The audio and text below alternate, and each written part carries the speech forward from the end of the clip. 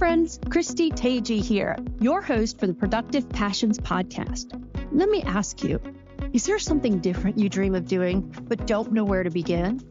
If you're feeling suffocated, anxious, or you feel there's something different calling you, come along with me for candid conversations with people who have embarked on a journey to put their passions to work for them. Buckle up and enjoy the ride. Life is too short to stay stuck. Welcome to a very special edition of our podcast. Today, I am deeply honored to share the stories of two remarkable individuals who have profoundly impacted my life. My grandparents, Jim and Marie, affectionately known as Mom and Dad Bartholomew. In this episode, you'll hear treasured clips from an interview I conducted with them years ago. Inspired by StoryCorps, whose mission is to illuminate the humanity and possibility in us all, one story at a time, I rented a studio during their annual visit from North Carolina to Florida. What was meant to be a 1-hour session turned into over 2 hours of laughter, storytelling, and the simple joy of being together. Our family is large and tightly knit, with over 100 members, 155 to be precise, all tracing back to these incredible grandparents. Their love and values shaped me, and their legacy continues to unite us.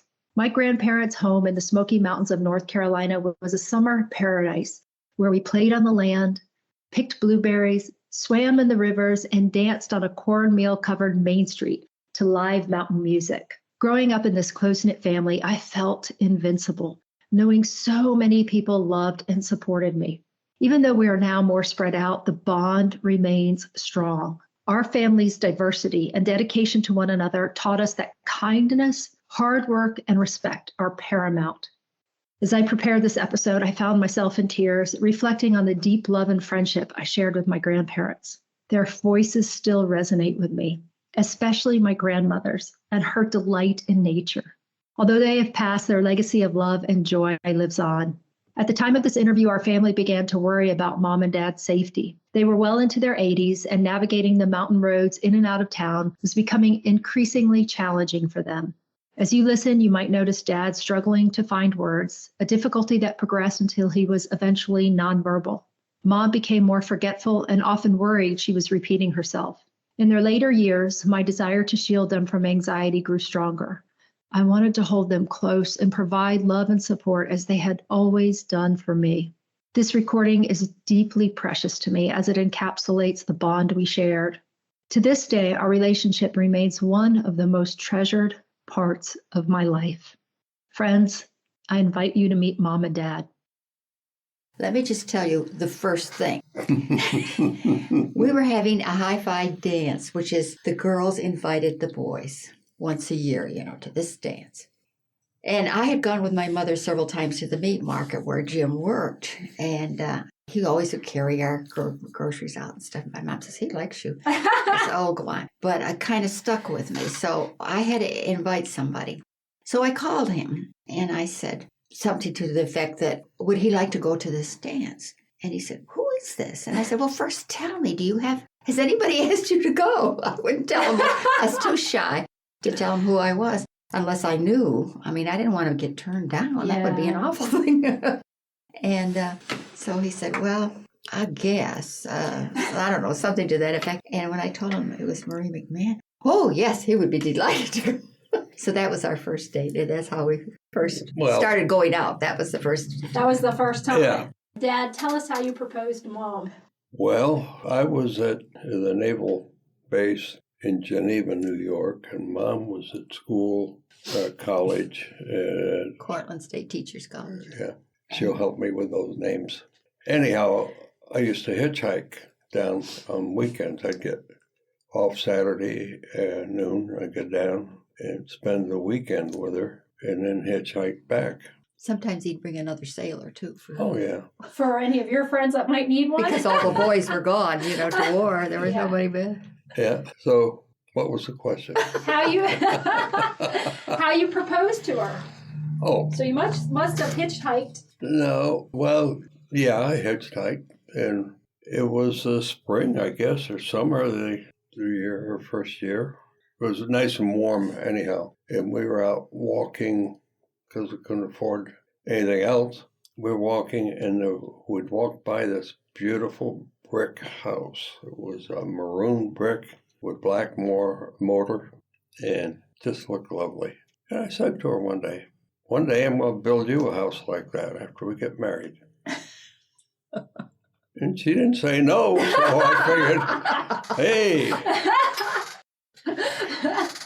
So it had to have been a yes, huh? Yeah. So when did you give her the ring? That's funny. We were at her folks' house, and my mom and dad were there also. And I just walked over. She was working at the sink or something, and reached in my pocket and brought out and gave me her hand. His mother was responsible for buying the ring, or his parents, because we didn't have anything. And so they brought him up there we were, all in the kitchen, dishes and everything. And she's doing dishes. And he poses to me in front of everybody. Aww. And so how did you respond? Were you embarrassed? Well, sure, but... She gave me a nice big kiss. Aww. Yeah. So that was a yes, too? Yeah. That was a yes. Yeah. That worked out pretty good. It wasn't very romantic. I didn't get down on my knees or anything like that. But it seems to have worked well for you. Yeah.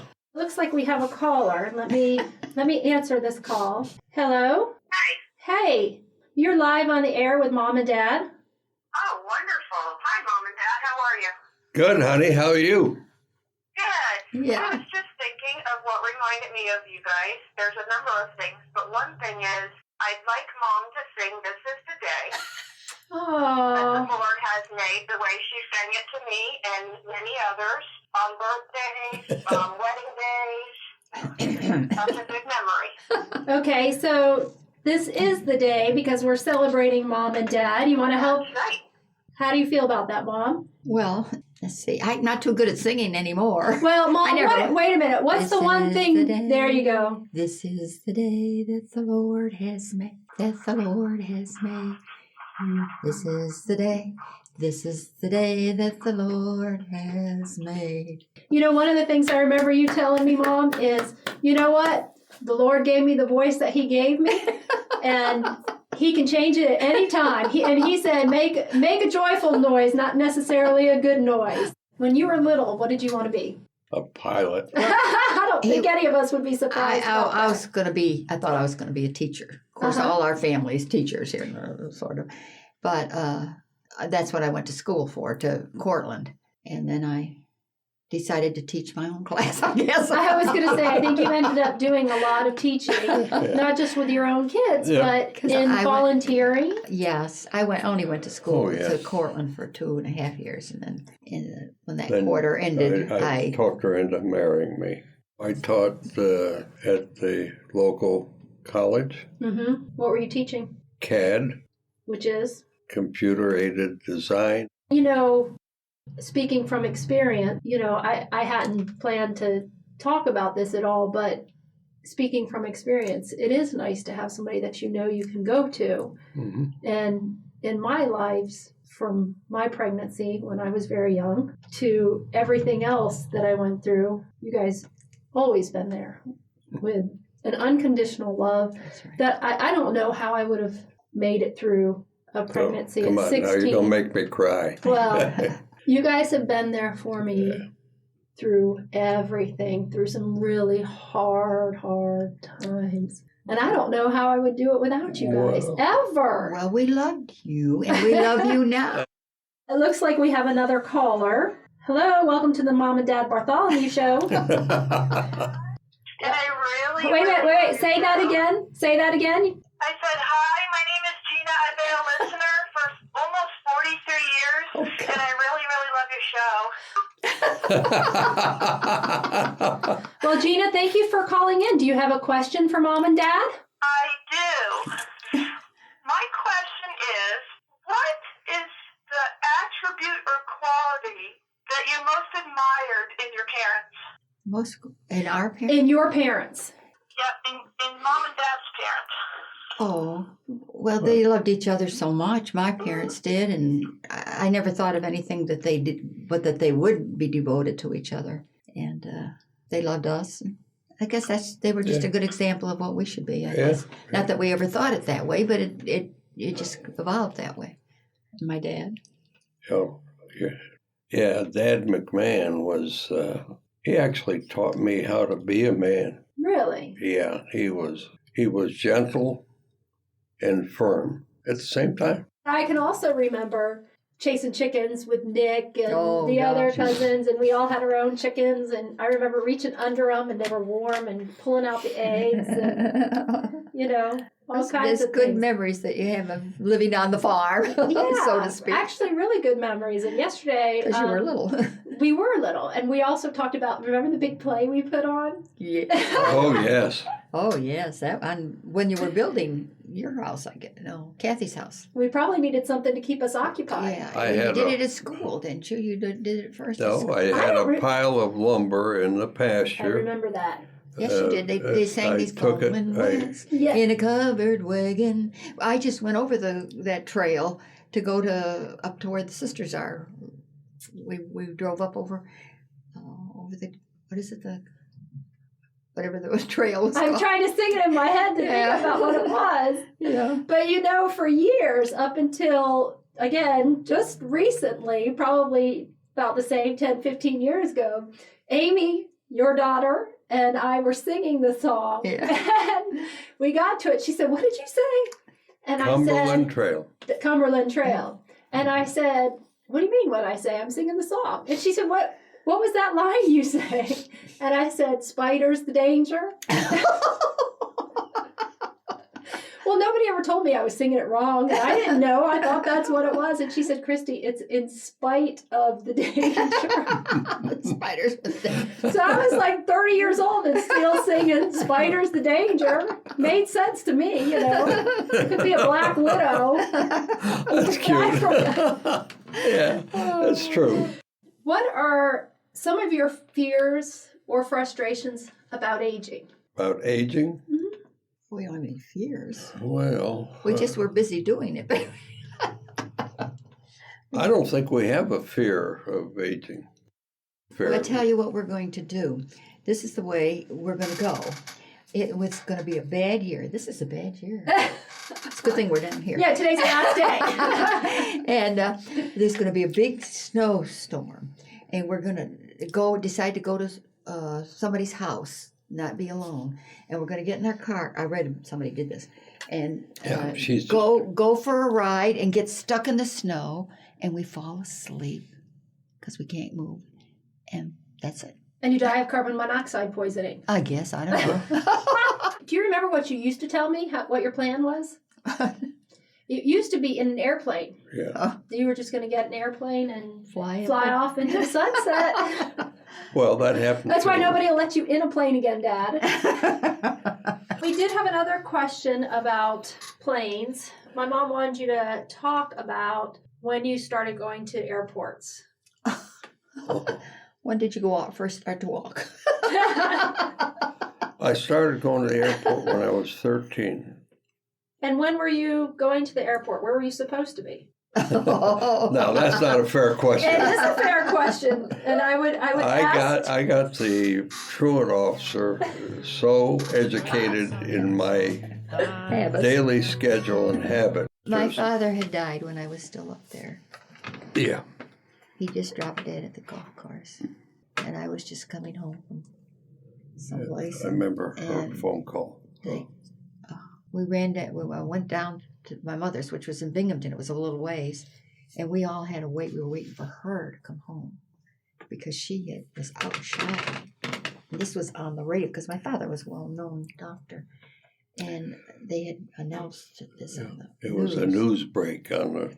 And excuse me, on I don't let her his hear death it on when the she's out. golf Oh course. my gosh! And so when she came, is that how you guys heard about it? No, Was it on the news? I don't know who called me. Pat. And Pat was playing golf. Yeah, with his Pat dad. was the golf. Your brother Pat. Mm-hmm. And so I rushed right up there, and Mother wasn't home yet. Okay. And when she came home, and we were all standing there, and Well- hi, what's the matter? What's wrong? Right away, she knew something was Yeah. wrong. And of course, that was what we had to tell her. That was a hard time. Yeah. And he was only 60 years old. 60 years old. That's your mother's older than that. It's too young. That's too young. What I have to brag on my kids mostly is if one of them's in trouble, they're all in trouble. And they don't always agree among themselves. But don't get between one or other, because you got to fight them all. Yeah. I think these modern TV or phones, the little ones that Cell connect phone. Like this. Yeah, I have meant an awful lot to our kids. They all are in contact because of that more. They're worried about our health and our mental thing, and are we capable of going up and down stairs, and all that. And I know that they're not doing it for spite or anything. They're doing it out of love. That period of time where I thought I had lost you was the most horrendous period of my life. And you know that when you face that, it still is. And when your own dad or your own mom or anybody else goes, it'll be, it's that way. But it was devastating. It was devastating. Mom made, she made all the kids' clothes. Wait a minute. Before you say it, does this have anything to do with cute little yellow prickly dresses? yes. Yes. Carry on. Who is that? Janet. Let me tell you that our girls never had a store-bought dress until they got to their graduation at high school. Oh, they did sooner than that when you took them that time and they bought dresses.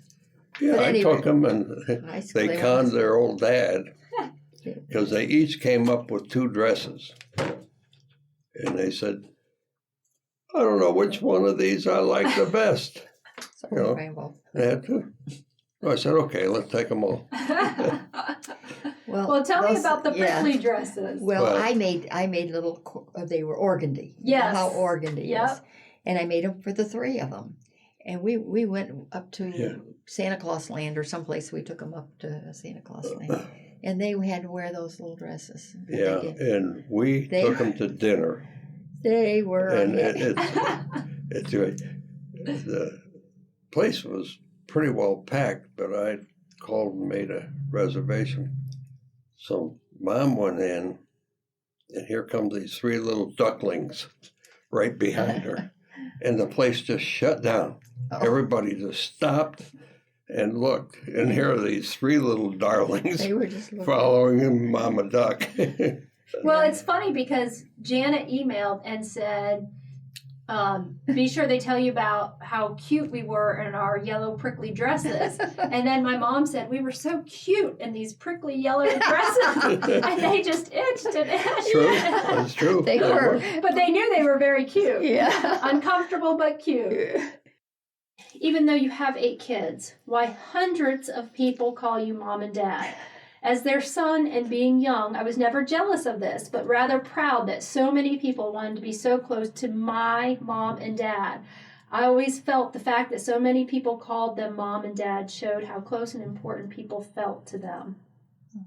Isn't that nice? How sweet. Oh, brings tears to He loves the story of your first months of marriage, the apartment, the pet mouse Mickey, and the first car. What was the car called?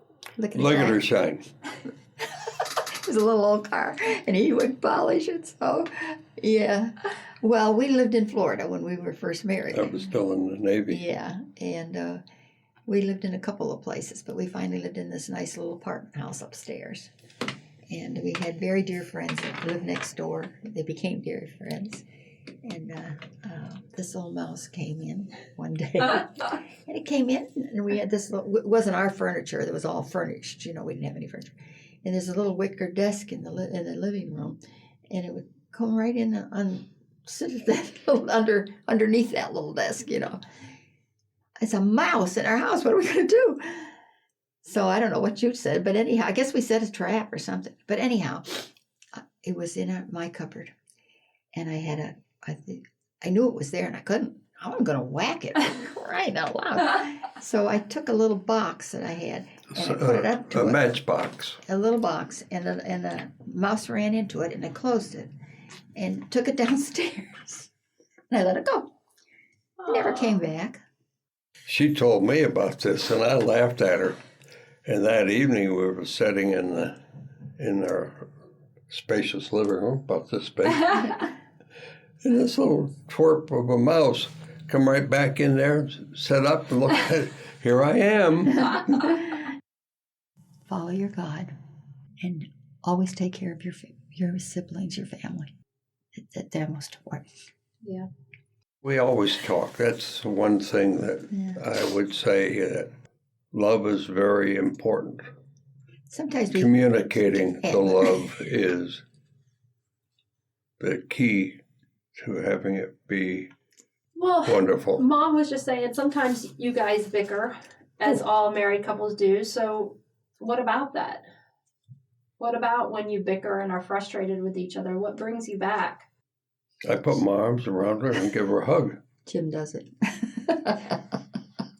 Well, and a long time ago, we agreed to two things. We were, I think it was right after Terry was born, my dad and I had horses, and we had a guy took care of the horses for us, and his son was all right, but we got to know each other, and we were invited to their house for dinner, and all they did after the meal was pick on each other and make and say things that would embarrass each other.